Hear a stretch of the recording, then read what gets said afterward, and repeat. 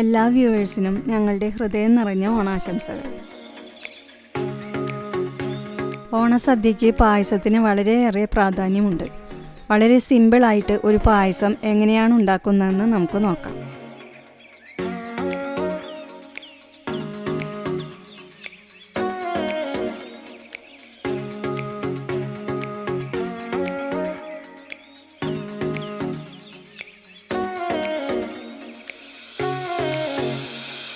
നൂറ് ഗ്രാം ചവ്വരി 2-3 പ്രാവശ്യം കഴുകി ക്ലീൻ ആയതിനു ശേഷം വെള്ളമൊഴിച്ച് 1 മണിക്കൂർ കുതിർത്താൻ വെക്കണം.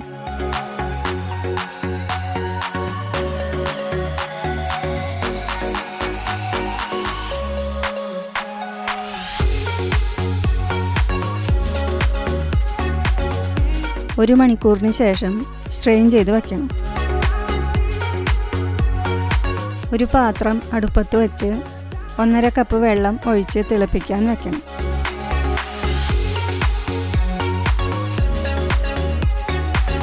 തിളച്ചു കഴിയുമ്പോൾ സ്ട്രെയിൻ ചെയ്ത് വച്ചിരിക്കുന്ന ചവ്വരി ചേർത്ത് ഇളക്കണം.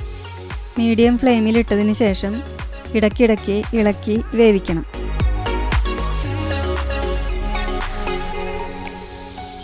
ഇതിലേക്ക് 2 കപ്പ് പാൽ ചേർക്കണം.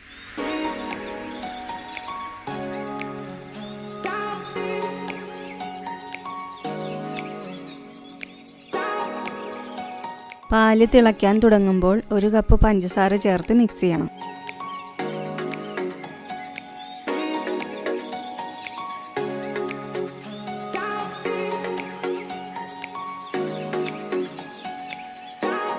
ഇടയ്ക്കിടയ്ക്ക് ഇളക്കി കുറുകി തുടങ്ങുമ്പോൾ 4 ഏലക്ക പൊടിച്ചത് ചേർത്ത് ഇളക്കണം.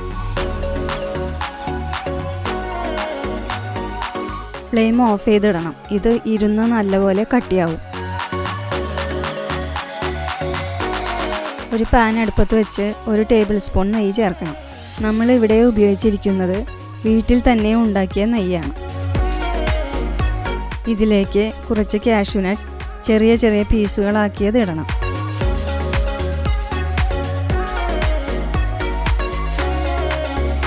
ഫ്രൈ ആയി തുടങ്ങുമ്പോൾ കിസ്മിസ് ചേർത്ത് മിക്സ് ചെയ്യണം.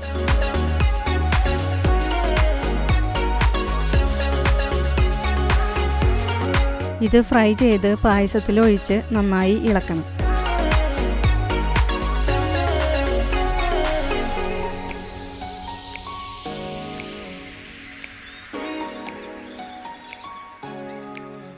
വളരെ എളുപ്പത്തിൽ ഉണ്ടാക്കിയെടുക്കാൻ പറ്റുന്ന ചവ്വരി പായസം റെഡിയാണ്.